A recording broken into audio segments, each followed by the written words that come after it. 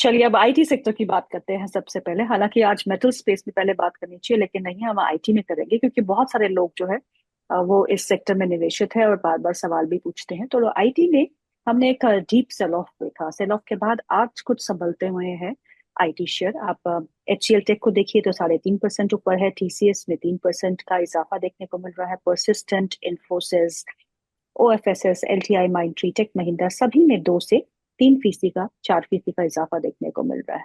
IT space में इस समय क्या, अवनीश, हमें क्या करना चाहिए? सभी आईटी बराबर है? पहले बोलते थे कि मिड कैप आईटी पे ज्यादा असर नहीं पड़ेगा, large cap FIIs overbought position है, FIIs की स्ट्रॉन्ग पोजीशन लार्ज कैप में होती है, so let's focus on the mid cap.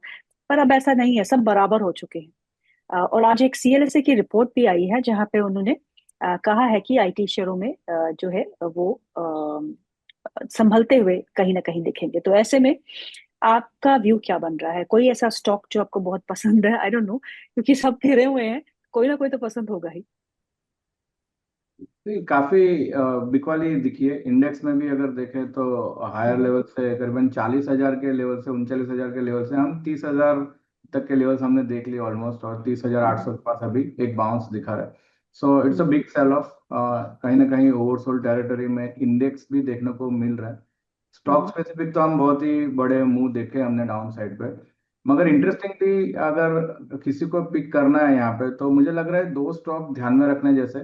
उसका हम्म। रीजन ये है, टेक्निकल रीजन ये है कि लास्ट टाइम हमने जब लो फॉर्म किया था अप्रैल महीने के शुरुआत में, अप्रैल हम्म। 2025 में, जब पैनिक सेलिंग हम्म। देखने को मिला था because of the president Trump के हिसाब से, वो भी मूव हमें बड़ा अच्छा बिकवाली देखने को मिली थी। सो हम्म। स्टॉक है कोफोर्ज और परसिस्टेंस, दोनों ने अपने वो प्रीवियस 1 ईयर के लो ब्रेक नहीं किए अभी। हम्म। हालांकि हम्म। अभी भी कोई शॉर्ट टर्म में रिवर्सल तो नहीं दिखा रहा है, मगर this is the one positive note के मुझे लग रहा है कि ये स्टॉक अगर जब भी रिकवरी आएगी इंडेक्स स्पेसिफिक, मुझे लग रहा है कोफोर्ज और परसिस्टेंट सिस्टम हमें शानदार फिर से एक रिकवरी देखने को मिल सकती है। तो these are the two hmm. Stocks हमें थोड़े ध्यान में रखने चाहिए। हालांकि अभी भी हम्म। थोड़ा सा वेट एंड वॉच करके बना के रखें, क्योंकि जी। क्या पॉसिबिलिटी है कि अभी नीचे के साइड पे और हम ड्रिफ्ट कर पाए। आज कोफोर्ज पे सेंट्रम की रिपोर्ट भी आई है, वो 100% अपसाइड देख रहा है for Coforge. Centrum has a strong buy rating on IT firm Coforge. तो आपका भी पसंदीदा स्टॉक जो है वो कोफोर्ज ही है, कोफोर्ज और परसिस्टेंट। यहाँ पे अग्नेश की चॉइस। राघवेंद्र सर से भी पूछ लेते हैं क्योंकि IT is a space which everybody wants to know. Raghavendra sir, आपकी क्या पसंद है आईटी स्पेस में, और आपको लगता है कि यहाँ से जो बाउंस बैक है वो सस्टेन होगा? हाँ, हमें लगता है बाउंस सस्टेन होगा ट्रेडिंग वाइज।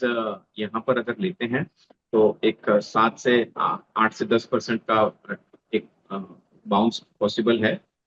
काफी ओके। बिटन डाउन लेवल्स हैं, प्लस डॉलर स्ट्रेंथ इनको हेल्प करेगी। और दिस लेवल अगर आप आईटी वर्सेस निफ्टी का रेशियो देखेंगे तो ये ऑलमोस्ट 10 साल के लो पर है। तो यहाँ से एक लॉन्ग आईटी ट्रेड करा जा सकता है। और हमारा टॉपिक परसिस्टेंट सिस्टम्स रहेगा, जो कि पूरे आईटी पैक के साथ गिरा है। तो परसिस्टेंट सिस्टम्स में करंट लेवल्स 4,800 के लेवल से हमें लगता है 8% का ट्रेडिंग अपसाइड पॉसिबल है।